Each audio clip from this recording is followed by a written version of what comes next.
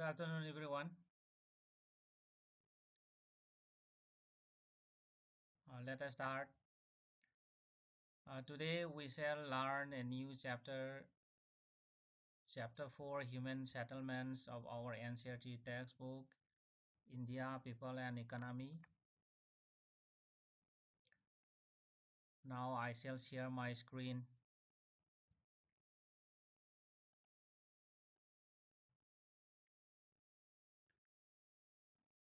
So this is Chapter 4, Human Settlements.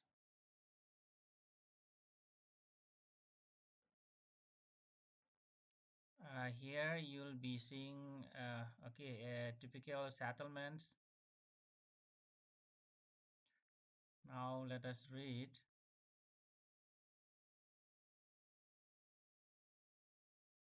So in the first sentence, we find uh, the meaning of human settlements.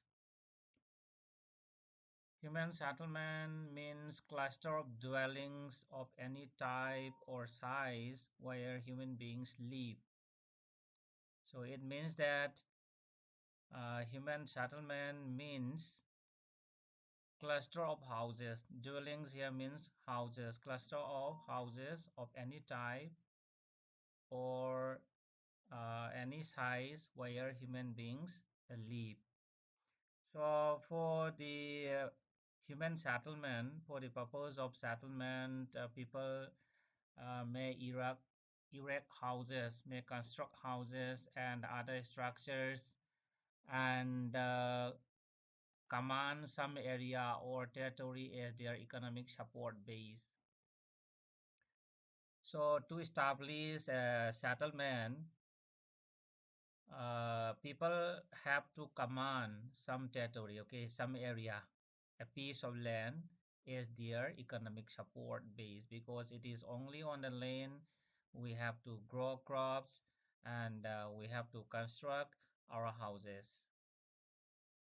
So the process of settlement inherently involves grouping of people and apportioning of territory as their resource base.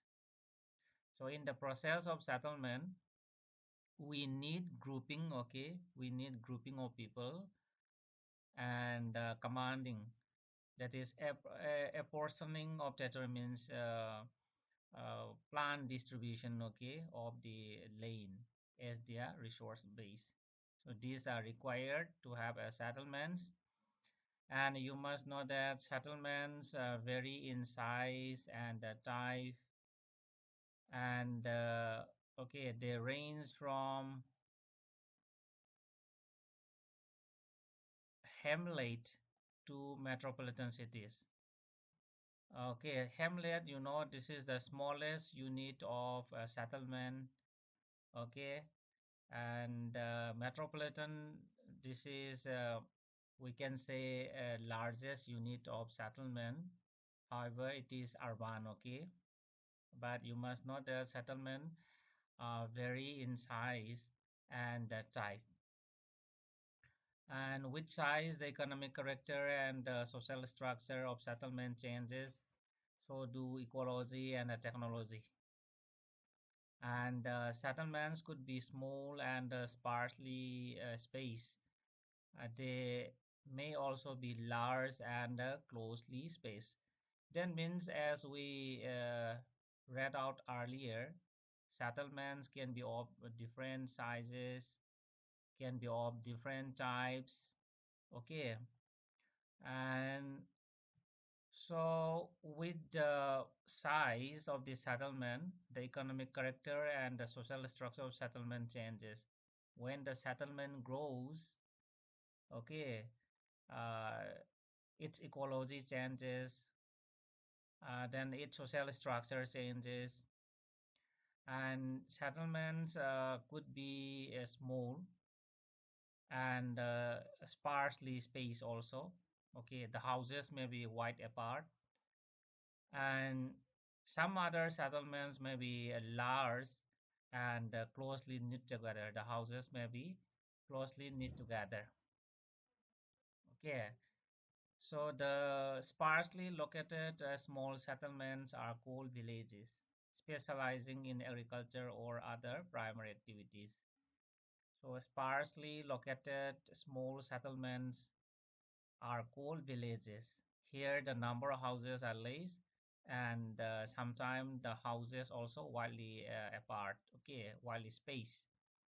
And in this type of settlement, the main economic activity is primary, okay, specializing in agriculture or other primary activities.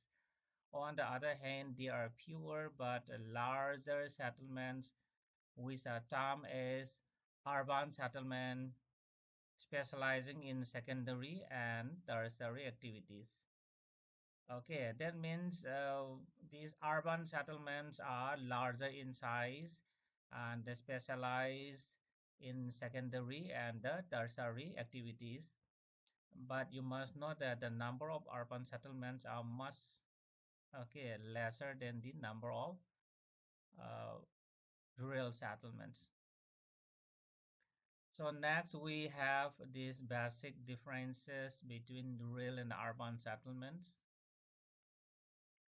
So before we proceed, are you clear to have any question?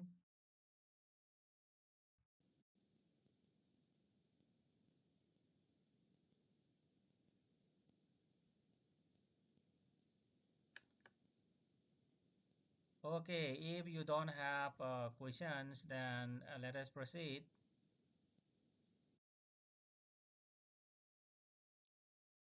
So we have three important points telling the differences between rural and urban settlements. So let us read. Here, the rural settlements derive their life support or basic economic need from land-based primary economic activities. That, that this is on the basis of occupation, okay? Difference between rural and urban settlements on the basis of occupation. We have this point, okay? So rural settlements mainly engages in the land-based activities like say for example agriculture and other primary economic activities, whereas urban settlements urban settlements depend on processing of raw materials, manufacturing of finished goods on the other hand, a variety of services on the other. So for the urban settlements, the main occupations are the secondary and tertiary as we discussed earlier. Okay, secondary, that is manufacturing of goods. Then tertiary activities like services. Okay, that means people living in the urban settlements are mainly engaged in secondary and tertiary activities. Then next we have another point here. Actually, this point simply tells the functional relationship between the rural settlements and the urban settlements. Okay, the cities act as nodes of economic growth. Okay, and provide goods and services not only to urban dwellers but also to the people of rural settlements in their hinterlands in return for food and raw materials. Okay, see here, actually cities act as a node of economic growth. I think most of us know that in the cities all the facilities are available. Okay, see here, let us say here we have a city, and here in the city almost all the facilities are available, all the services are available, and we have industries in the cities.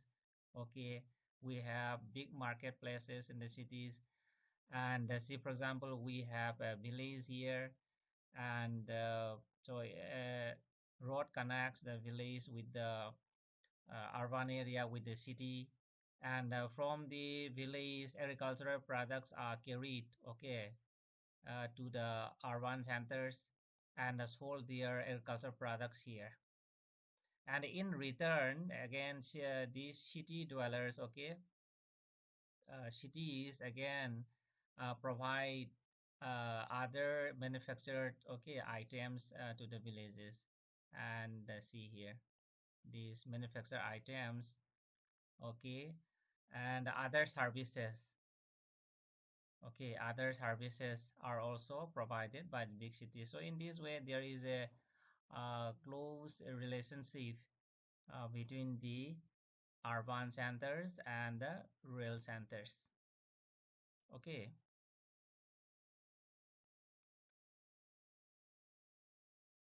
so in simple words, you must know that villages provide food and raw materials for the industries of urban dwellers. And again, urban dwellers, okay, city dwellers again provide manufactured goods and services to the these rural people. So in this way, there is a very close relationship, functional relationship between the urban dwellers and the rural dwellers. And the next point of difference is that, okay, the rural and urban settlement differ in terms of social relationship. So based on the social relationship, attitude, outlook, okay, we can differentiate settlements into rural and urban. Say, for example, rural people are less mobile and therefore social relations among them are intimate, okay, very close. And rural people are less mobile, whereas in the urban areas, okay, the way of life is complex and fast, and the social relations are formal. That means only when we get invitation, so people go to the other houses. Otherwise, people are very busy in the big cities, okay, because life is complex and fast in the big cities, and hence the relations are small. So these are the important points of differences between rural areas and urban areas. So in addition to this, can you tell me some other points of difference between cities and the rural areas?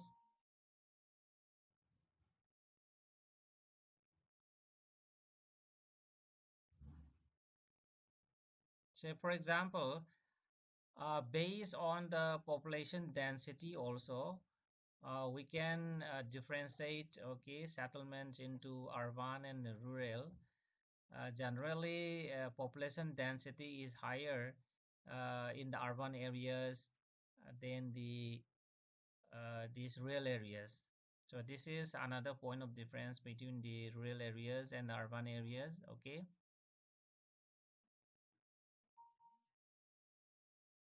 So next we have types of rural settlements. Types of settlements are determined by the extent of the developed area and the interhouse distance. So types of settlements, okay, are determined by the extent of built-up area. So that means the size of the built-up area, okay, and the inter-house distance. So what is the distance between the houses, or whether it is widely spaced or closely knit together. Based on that, types of settlements are okay classified.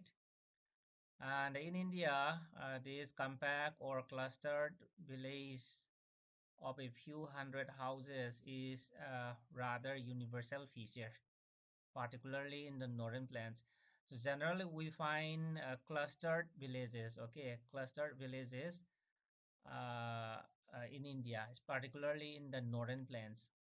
However, there are several areas which have other forms of rural settlements, okay, and you must know that there are various factors and conditions responsible for having different types of rural settlements in India. Okay, so what are the factors or the conditions responsible for having different types of settlements, having different types of rural settlements are, see, number one, physical features. Say, for example, nature of terrain, that is the type of landform, okay, whether the landform is a mountain, plain, plateau, coastal area, then the height of the place, altitude, okay, then climate, and availability of water. So these are the important physical factors. Next, we have cultural and ethnic factors, like social structure, caste system, then religion. Okay, religious structure. These are the important cultural and ethnic factors. And the third one is the security factors, defense against the thefts, robberies. So, okay, uh, these are some of the factors affecting the types of rural settlements in India. Okay, and accordingly, in India we have four types of rural settlements. Okay, those are clustered or agglomerated or nucleated settlements. The second one is semi-clustered or fragmented settlements. The third one, hamleted settlements, and the fourth one, dispersed or isolated settlements. Okay. So before we start clustered settlements, any question from your side, boys and girls?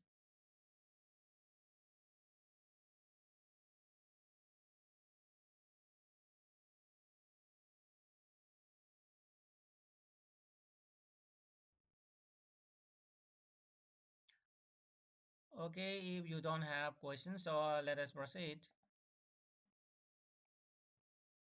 So clustered rural settlement is a compact or closely built up area of houses.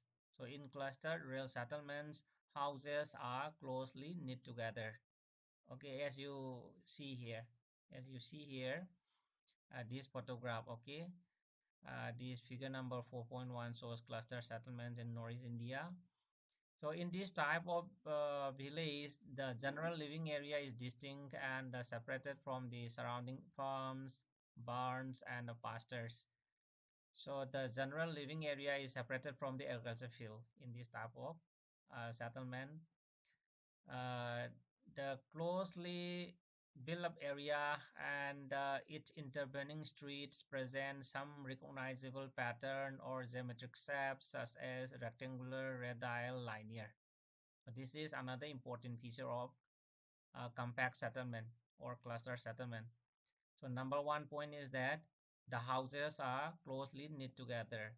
Another point is that the intervening streets present some recognizable pattern or geometrical shape, such as rectangular, radial, linear pattern. Okay, as I see here, actually here this box, okay, represents a house, and in nucleated settlements, the houses are closely knit together. Okay, that is clustered or nucleated settlements. Okay, and say for example here this is the settlement area, and it may be surrounded by agricultural field. Okay, so in this case, as mentioned here, as mentioned in the book. Okay, and these cluster houses represent some geometrical structure. Say sometimes it may take the shape of the square or rectangle. Sometimes it may be circular. Okay, so it takes different size shapes. It may be linear also. For example, this is a road, and just along this road, okay, you may find houses here, thus giving a linear structure. So in this way, the houses represent a recognizable geometrical shape, and such settlements are generally found in the fertile alluvial plains and in the northern states. Okay, so compact or clustered rural settlements are generally found in the fertile alluvial plains here, the green, okay, here in this area, in this area, and in the northeastern region also. Okay, so here in the northeast India also we find these compact or clustered rural settlements. Okay, sometimes people live in compact villages for security or defense reason, as we discussed earlier. Okay, for security or defense reason, sometimes we find compact settlements such as in Bundelkhand region of central India and in Nagaland. Okay, mainly for the security reason. Okay, here in this area, and one is in here in Nagaland. Okay, Nagaland. In Rajasthan, scarcity of water has necessitated a compact settlement for maximum utilization of available water resources. So this is related with the physical factors. Okay, physical factors, that is available water. And here in Rajasthan, okay, scarcity of water has necessitated compact settlement with for maximum utilization of available water resources. I think everybody knows the location of Rajasthan, and here in this area we find these compact settlements. So I will show you one photograph of this Jaisalmer area. Okay, Jaisalmer, and here the photograph is here. So this is an example of clustered settlement in Jaisalmer. I think the houses are closely knit together. Okay.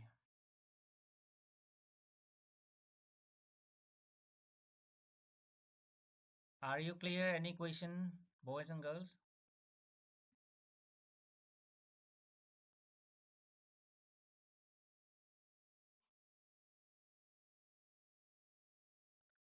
Okay, let us continue. Semi-clustered settlements, semi-clustered, or it is also known as fragmented settlements. Okay, so these may be result from tendency of clustering in a restricted area of dispersed settlements, where the topography is such that compact settlement is not possible, or it is such that uh, okay, more favorable conditions are available than the dispersed settlement. In that case, we find semi-clustered settlements. Okay, and more often such a pattern may also result from the segregation or fragmentation of a large compact village, sometimes due to ethnic factors. Okay, a big village also may be segregated, may be separated because of some ethnic factors, maybe because of religion or because of this strata, okay, in the society. So in this case, one or more sections of village society choose or is forced to live a little away from the main cluster village. Just say about, say, for example, here.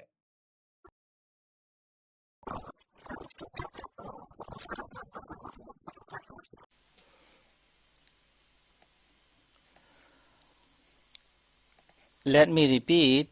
One or more sections of the village society choose or is forced to live a little away from the main cluster or village, as you'll find here in this diagram.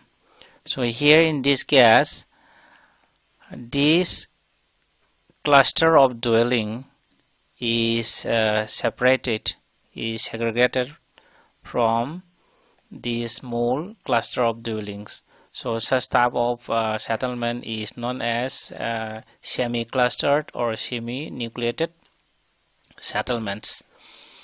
And here in such cases, generally the land owning and the dominant community occupies the central part of the main village. That means the rich people occupy the central part of the main village, whereas the people of lower strata of society and the manual workers settle on the outer flanks of the village. The poor people, the manual workers, settle on the outer flank of the village, as here. Here this is the village, and here the central part is occupied by the dominant community, by the rich people, and the outer flank here are inhabited by the poor people and the manual workers. So that is the point mentioned here. And such settlements are widespread in the Gujarat plain and in some parts of Rajasthan. Let us see one map here. So semi-clustered rural settlements are found in the plains of Gujarat here, in the plains of Gujarat and in some part of Rajasthan. And here we have a photograph and given here in our book, this figure number 4.2. And so here say for example, this is a group of houses, and here we have another group of house, and here we have another group of houses, and so on. And all these group of houses are again connected by roads, footpath, or back tracks. Okay, and here we have one color photograph also here. So this photograph also shows a semi-clustered rural settlement. So the photograph has been taken in Pumbarai village in Tamil Nadu. See here. So this is a group of houses, and another group of houses is separated from this group of houses, and here also we have another group of houses. So such type of settlement is known as semi-clustered rural settlements. Next we have hamlet settlements. So sometimes settlement is fragmented into several units physically separated from each other, bearing a common name. So in this type of settlement, you will find different units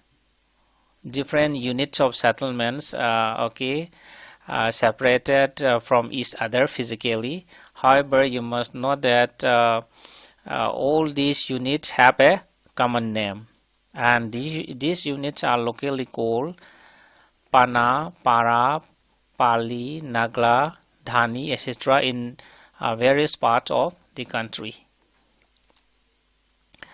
And this segmentation of a large village is often motivated by social and ethnic factors. Why there has been hamlet settlements? So hamlet settlements are mainly caused by the social and the ethnic factors, as we find in the semi-clustered rural settlements. So here in case of India, we have these different stratas of society. So we have these low caste people also there in some parts of India, and because of that, one group of houses may be separated from the other groups of houses. So this fragmentation or segregation may be because of religion or because of the social and ethnic factors. And here in this diagram also, just see here, here let us say this is a group of houses. This is a hamlet, for example. A hamlet consists of around 10 to 11 houses.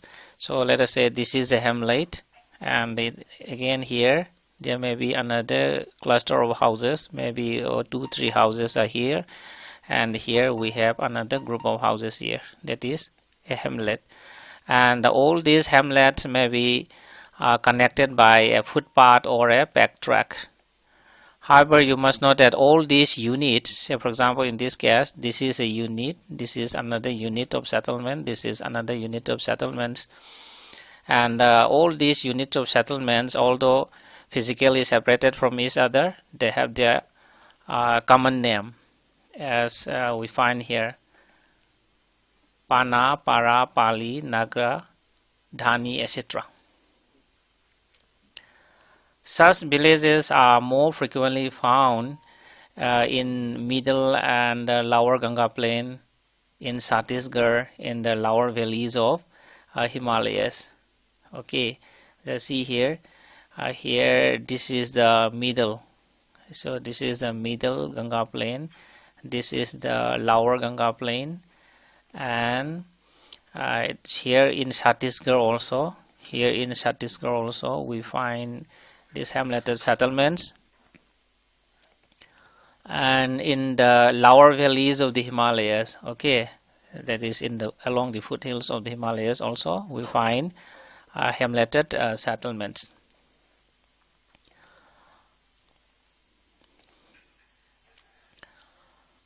Here we have a photograph showing Hamleted settlements. So here you will find a group of a small group of houses. Here we have another group of houses. Here we have another group of houses, and this is known as Hamleted settlements. So the last type of settlement in India is the dispersed settlement, and it is also known as isolated settlement pattern.